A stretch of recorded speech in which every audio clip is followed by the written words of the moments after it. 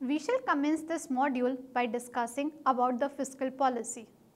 Fiscal policy is the way by which the government moderates its level of spending and rates of tax to audit and affect economy.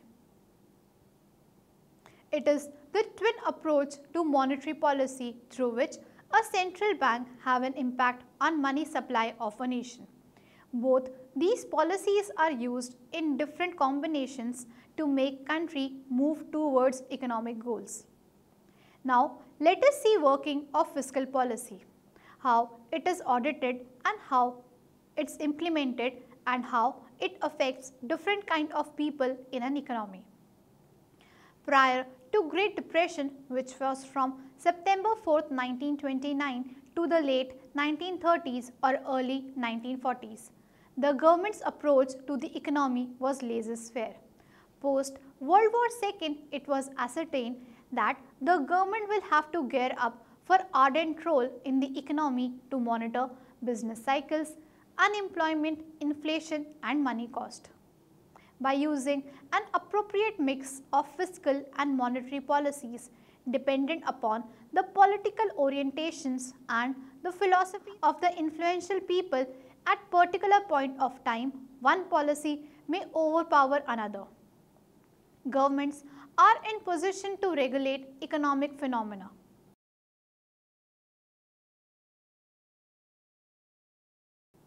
After starting this module, you shall be able to know how fiscal policy works, know the factors affecting AD and AS, understand the impact of fiscal policy. Let us now understand how fiscal policy works. Fiscal policy revolves around theories of John Maynard Keynes, British economist, also known as Keynesian economics. The theory lays down that macroeconomic levels of production can be influenced by government, that is via increasing or decreasing tax levels and public spending. This impact controls inflation, which is considered to be robust when it lies between 2 to 3%, pushes employment and is responsible for stable state of money. Fiscal policy is very crucial for economy. For example, in 2012, many people came into state of worry that the fiscal cliff hike in tax rates accompanied by reductions in government spending set to happen in January 2013 would send the US economy back to recession. The US Congress avoided this problem by passing the American Taxpayer Relief Act of 2012 on Jan 1, 2013. First is the Balancing Act. There is a clear separation of the unions and the states' taxation powers in the Constitution. Under Article 246 of the Constitution, there are three lists named as the Union List, the State List and the Concurrent List. In terms of the listed subjects in the Union List including taxes, the exclusionary power to make laws lies with the center. Similarly, the exclusionary power to make laws lies with states. For the taxes listed in the state list, no taxes are listed in the concurrent list, are listed in the union list. The crucial taxes listed in the union list are income tax other than agricultural land, custom duties, excise duties, corporation tax, estate duty and taxes on sale and purchase of goods. 19 taxes are listed in the state list. The important taxes listed in the state list are land revenue, taxes on agriculture income, taxes on land and buildings, taxes on mineral, duties of excise on alcohol, taxes levied on sale and purchase of goods excluding newspapers, taxes on goods and travelers carried by road, taxes on vehicles, taxation on professions, taxes on luxuries including on entertainments, taxes on admission of goods into a local area and taxes on advertisements other than those published in newspapers and broadcast by radio or television. The idea, however, is to find a balance between charging tax rates and public spending. For instance, lifting a static economy by pushing spending levels or lowering down taxes carries the risk of pushing inflation rates high. This is because an increment in the money amount in the economy followed by an increase in consumer demand can result in a decrement in the money value. Would mean that more money is required to get something which has not changed in value. Let's suppose that an economy is moving slowly. Unemployment levels are high, consumer spending has been reduced and businesses are not able to make considerable profits. A government decides to push the economy by reducing taxation, giving consumers more money to spend. On the other hand, increasing government spending in the form of buying services from the market, such as building roads or schools. By making payment for such services, the government is able to create jobs and wages that are stirred into the economy. Injecting money into the economy by reducing taxation and augmenting government spending is also known as pump priming. In the meantime, overall unemployment levels will fall. With more money in the economy and fewer taxes to pay, consumer demand for goods and services increases. This in turn revitalizes businesses and turn around the cycle from static to active. If, however, process has no reins, the push in the economic productivity can cross a very fine line and result into huge amount of money in the market. This overflow of money supply decreases money value accompanied by rise in prices because of the increase in demand for consumer products. Hence, inflation go beyond the reasonable level. For the same reason, fine-tuning the economy through fiscal policy exclusively can be a complex task if not impossible. Way to attain economic goals. If not carefully audited, the line between a productive economy and one influenced by inflation can be easily blurred. Second is aggregate demand. The total amount of goods and services demanded in the economy at a given overall price level and in a given time period. It is depicted by the aggregate demand curve, which explains the relationship between price levels and the quantity of output that firms want to provide. Normally, the relationship between aggregate demand and the price level is negative, which is also known as total spending. Thirdly, breaking down aggregate demand. Aggregate demand is the demand for the gross domestic product (GDP) of a country and is depicted by this formula. Aggregate demand AD is equal to C plus I plus G plus in bracket X minus M, where C is equal to consumers' expenditures on goods and services, I is equal to investment spending by companies on capital goods, G is equal to government expenditures on publicly provided goods and services, X is equal to exports of goods and services, M is equal to imports of goods and services. Moving on to discuss the ADAS model. Aggregate supply is the total amount of goods and services in the economy available at all available price levels. Aggregate demand is the amount of goods and services in the economy that will be purchased at all available price levels. In an economy, as the prices of most goods and services change, the price level changes and individuals and businesses change how much they buy. The aggregate supply curve on a graph shows the relationship between prices and output supplied, whereas the aggregate demand curve shows relationship between price and real GDP demanded. When aggregate supply AS curve and aggregate demand AD curve are put together, it shows the AS-AD equilibrium in the economy. The intersection of the AS and AD1 curves indicated an equilibrium price level of P1 and an equilibrium real GDP of Q1. Any shift in aggregate supply or aggregate demand has an impact on the real GDP and the price level.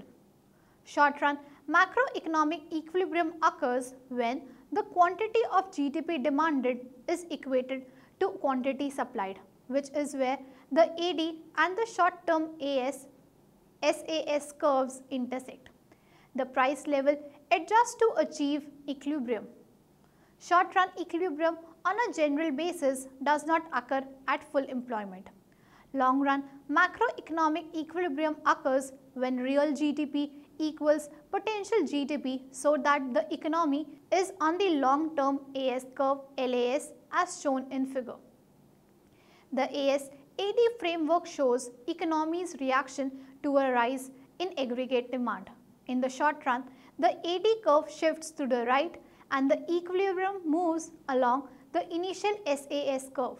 Real GDP increases and the price level rises. The money wage rate rises as a result of higher prices, and the SAS curve shifts leftward, decreasing real GDP and further raising the price level. In the long run, the SAS curve shifts leftward enough so that real GDP returns to potential GDP. Further adjustments refrain. Real GDP is at potential GDP and the price level is permanently higher than before the increase in aggregate demand. The AD-AS model also depicts how the economy reacts to a decrease in aggregate supply. The SAS curve shifts leftward, real GDP decreases and the price level rises. A period of time with combined recession and inflation is known as stagflation. Next, we shall discuss the factors that affect AS and AD. There are multiple activities that can cause shifts in the AS and AD curves. The following are factors that can shake the aggregate supply. The increase in nominal wages shifts AS to the left because cost of production increases, which lowers profit. The increase in prices of other inputs into manufacturing of products also shifts AS to the left because production cost increase. For example, the rise in the price of oil or electricity would increase cost for producers and lower their profits, so they produce less. The usage of technology is able to shift the AS to the right because it increases the productivity. As a result, firms can produce more output with the same amount of resources. Increases in efficiency. An example is computers. Similarly, there are factors that can cause changes in the AD curve as well, such as when there is an increase in the country's exchange rate, the net exports decrease and aggregate expenditure also takes a dip, resulting in shifting the AD curve to the left. Increased income of the citizens boosts them to spend more, eventually causing a rightward shift. Foreign income also has a significant impact on the aggregate demand. When foreign income increases, exports will increase, causing the curve to shift to the right as a result of increased aggregate demand.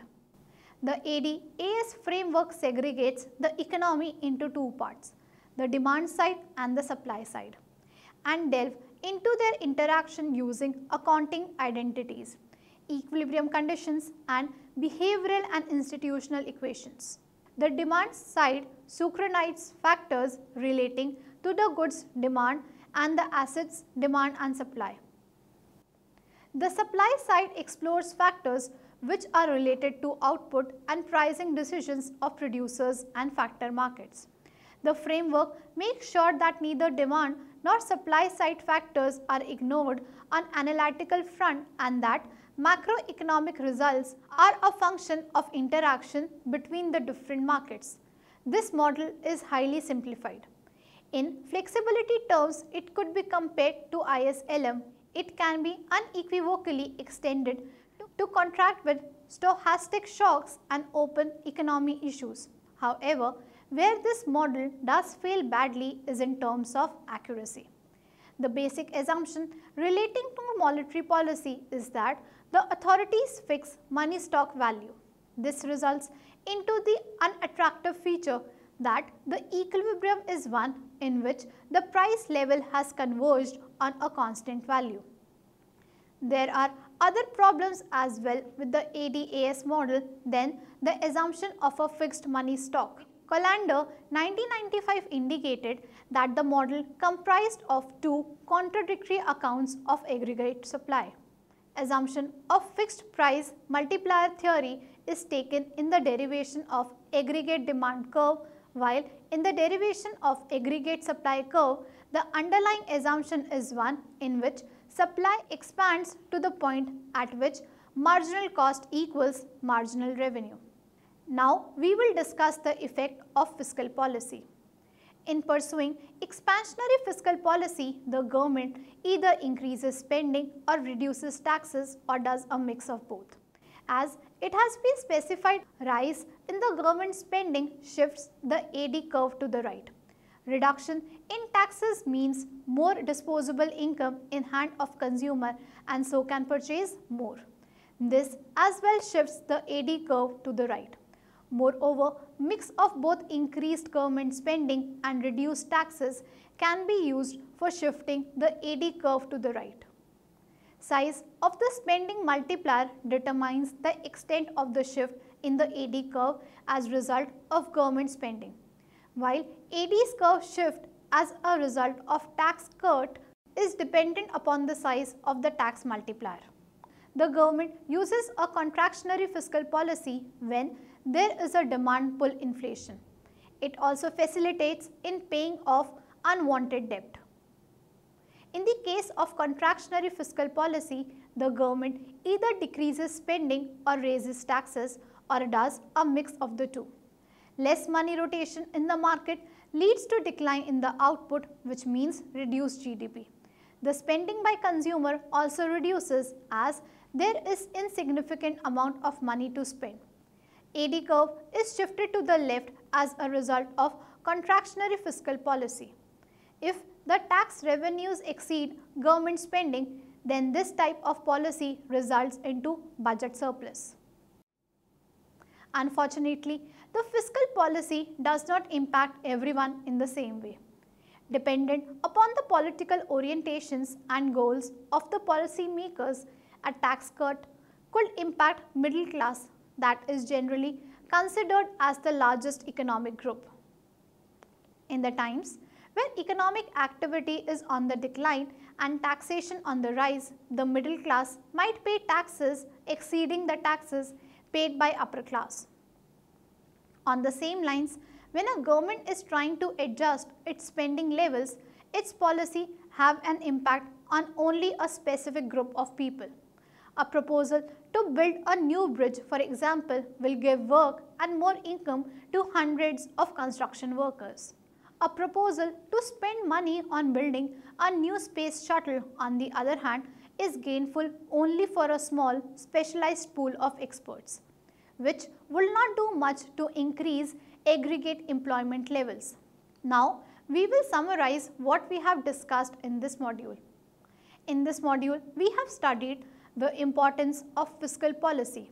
We have studied how the fiscal policy works. We have seen how there is a need to balance the revenue side tax with the expenditure side public spending. We have then examined the factors that influence aggregate demand and aggregate supply. Finally, we have studied the impact of fiscal policy on the price level and output.